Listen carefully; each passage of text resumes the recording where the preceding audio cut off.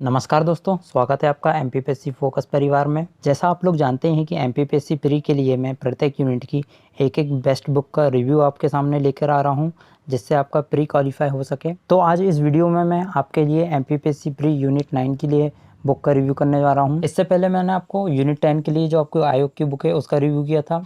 इसकी लिंक भी मैं आपको डिस्क्रिप्शन बॉक्स में दे दूंगा, आप लोग देख लेना। आज मैं यूनिट 9 जो आपकी महावीर पब्लिकेशन की सूचना एवं संचार प्रौद्योगिकी है उसका रिव्यू कर रहा हूँ। यह मेगा सीरीज का कैप्सूल नंबर 2 है और इसमें आपको नोट्स, एमसीक्यू और चार्ट्स भी इसी के अंदर आपको मिल जाएंगे। बात करें इसके एमआरपी की, तो इसका एमआरपी 220 है, जो आपको लगभग 110-120 रुपये में ऑफलाइन भी उपलब्ध हो जाएगी। चलिए सबसे पहले इसका इंडेक्स देख लेते हैं। तो जैसा आपको पता ही है कि यूनिट 9 में आपके लगभग 9 टॉपिक्स हैं, जो कुछ इस प्रकार से हैं। इसमें इलेक्ट्रॉनिक्स, सूचना एवं संचार प्रौद्योगिकी, robots, artificial intelligence, cyber security, e governance, internet और सोशल नेटवर्किंग साइट्स और ई कॉमर्स। तो उसी के अनुसार इसमें इंडेक्स दिया गया है। जैसे सिलेबस का पूरे 9 के 9 टॉपिक इसके अंदर कवर किए गए हैं। आपका इलेक्ट्रॉनिक्स की कंप्यूटर, आपका सूचना एवं संचार प्रौद्योगिकी, रोबोट्स, कृत्रिम बुद्धिमत्ता, साइबर सुरक्षा, इंटरनेट, ई कॉमर्स और ई गवर्नेंस। और साथ ही प्रत्येक यूनिट के बाद इसके वस्तुनिष्ठ प्रश्न भी आपको दिए गए हैं प्रैक्टिस के लिए। तो आपका इसमें पहला टॉपिक है जो है वो आपका इलेक्ट्रॉनिक्स है। तो इलेक्ट्रॉनिक्स की पूरी डेफिनेशन दी गई है इसमें, और उसके बाद इसके इलेक्ट्रॉनिक्स के कितने प्रकार होते हैं वो दिया है, और इसके बाद आपका इलेक्ट्रॉनिक्स के पूरा विकास का बताया गया है। इसी के बाद आपका हम देख लेते हैं आगे। तो आपका इलेक्ट्रॉनिक्स से संबंधित नीतियाँ दी गई हैं जो आपकी 2012 और 2019 की अपडेटेड, और उसी के बाद उसी से संबंधित एमसीक्यूज़ दिए हैं, जिससे आपकी एमपीपीएससी प्री के लिए अच्छे से प्रैक्टिस हो सके। वहीं दूसरा टॉपिक आपका कंप्यूटर का दिया है, जिसमें आपका कंप्यूटर के इतिहास के बारे में पूरा बताया है, उसका पूरा विकास बताया गया है, और उसके बाद पूरी उसकी जनरेशन्स बताई गई हैं। और आपके इसी के साथ साथ महत्वपूर्ण तथ्य भी दिए गए हैं कि जैसे आपका 2 दिसंबर को हर वर्ष कंप्यूटर साक्षरता दिवस मनाया जाता है। ठीक है, इसके बाद आपका कंप्यूटर के पूरे प्रकार के बारे में पूरा बताया गया है डिटेल से। इसके बाद हम आगे देख लेते हैं, तो कंप्यूटर की संरचना किस प्रकार से होती है वो पूरा बताया गया है। और उसी के बाद आपका इससे संबंधित जितने भी एमसीक्यू हैं उन सबको यहाँ पर दिया गया है। एमपीपीएससी 2008 और 2011 में क्वेश्चन आ चुका है कि वर्ड प्रोसेस तथा स्प्रेडशीट का उदाहरण है। तो इसका सही आंसर आएगा आपका एप्लीकेशन सॉफ्टवेयर का उदाहरण ये। तो इस बुक में खास बात ये है कि आपका इसमें एमपीपीएससी की जो पुराने पेपर्स हैं उन सब की भी इसमें जो यूनिट 9 से संबंधित क्वेश्चन हैं वो पूरे सॉल्व किए गए हैं इसके अंदर। इसके बाद जो आपका अगला टॉपिक दिया है वो आपका सूचना एवं संचार प्रौद्योगिकी वाला दिया है। इसमें आपको पूरा एक अच्छे से नोट्स दिए गए हैं, और वहीं आपका भारत में सूचना एवं संचार का किस प्रकार से विकास हुआ है उनको ईयर वाइज बताया गया है। 2008 में क्वेश्चन आया था कि किसी कंपनी के कर्मचारियों द्वारा एक ही स्थान में प्रयोग किए जाने वाला अनय रूप से निजी नेटवर्क होगा, इंटरनेट, लैन, वैन, अप्रानेट। तो इसका सही आंसर है लैन।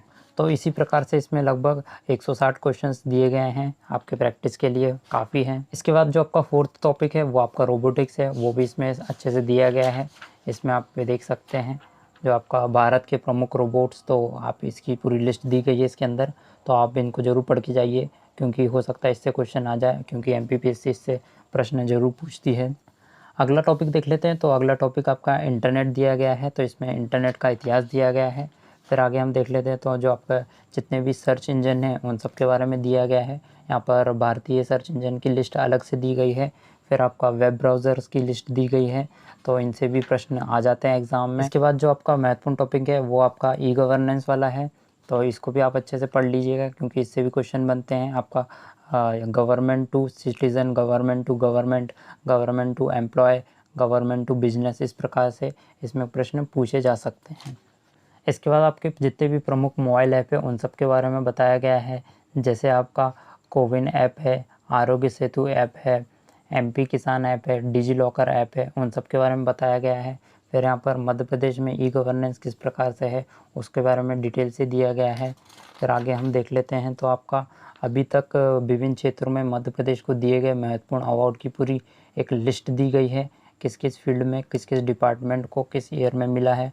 इसमें 3 चार्ट्स दिए गए हैं। पहले वाले में आपका ई कॉमर्स और आपके रोबोट से संबंधित पूरी डिटेल्स मिल जाएगी एक ही चार्ट के अंदर, कि आपके ई कॉमर्स क्या होता है, कब कब स्टार्टअप हुए हैं उनके, और ई कॉमर्स के प्रकार दिए गए हैं। फिर आपके रोबोट्स है जो उन सब की पूरी लिस्ट दी गई है, और उससे संबंधित प्रमुख संस्थान की पूरी लिस्ट दी गई है। इसके बाद अगला चार्ट जो दिया गया है वो आपका कंप्यूटर से संबंधित है। इसमें आपके कंप्यूटर की पूरी A to Z जानकारी दी गई है, इंटरनेट और ये सब।